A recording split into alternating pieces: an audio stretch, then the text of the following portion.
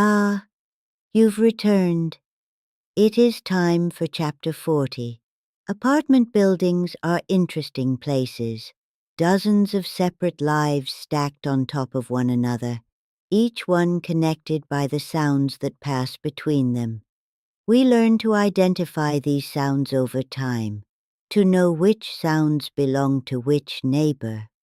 But what happens when a sound cannot be placed? When it comes from somewhere that should be silent? When the building manager looks at you with an expression that suggests your question has been asked before, and the answer has never been satisfying. I have lived in buildings like this, in times that feel very distant now.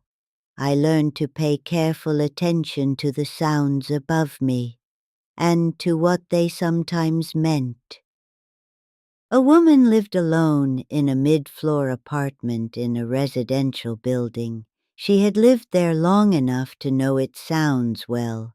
The elevator, the pipes, the footsteps of the couple in the apartment directly above hers, until the evening she passed one of them in the lobby and mentioned how clearly sound traveled between floors. The neighbor looked at her with a puzzled expression. They had been away for 2 weeks visiting family, not in the apartment at all. She smiled and nodded and said she must have been mistaken. She went upstairs and sat quietly. Above her the footsteps continued, slow and measured, moving from one end of the apartment to the other, as they did every evening, at the same hour, whether her neighbors were home or not. She spoke to the building manager the following day. He checked his records and told her the apartment above hers had been vacant for over a year. No tenant, no authorized access. He offered to check it with her. The apartment was empty. Completely. No furniture, no belongings. The floors dusty in the undisturbed way of rooms not walked on for a very long time. She stood there and looked at the floor beneath her feet, the floor that was the ceiling of her bedroom, and tried to reconcile what she was standing on with what she heard above her every evening. The building manager said nothing, but his expression suggested her question was not the first of its kind he had received regarding that particular apartment. There are questions that building managers hear more often than they admit. I suspect this was one of them. She set up a small camera in her bedroom pointed at the ceiling.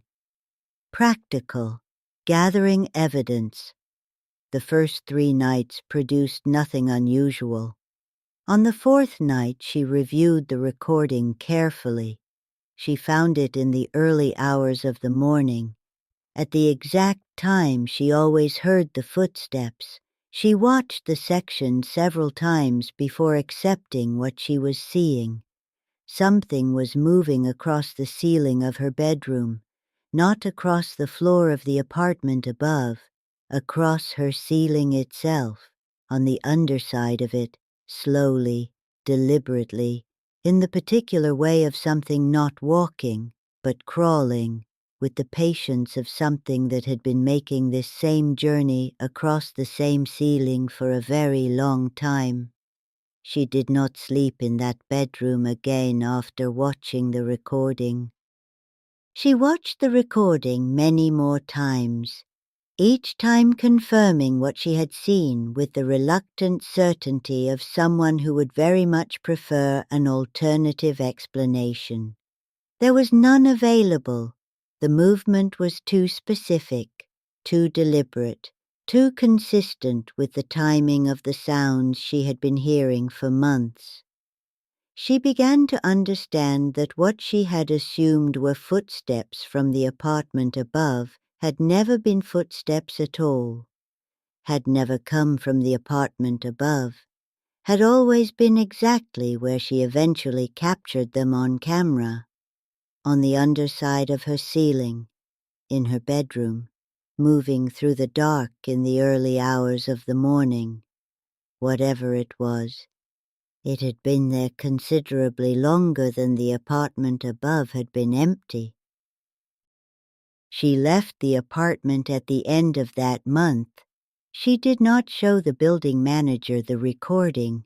She deleted it from her phone some weeks after leaving, not because it frightened her to have it, but because having it made her watch it, and watching it made her pay attention to the ceilings of whatever room she was currently in. She had developed the habit of checking ceilings since leaving, quickly, automatically, in the way you check a door is locked without consciously deciding to.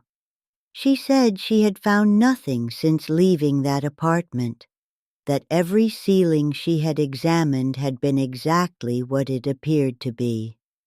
She said this with the careful tone of someone who understood that this was good news and who intended to keep checking, just to be certain.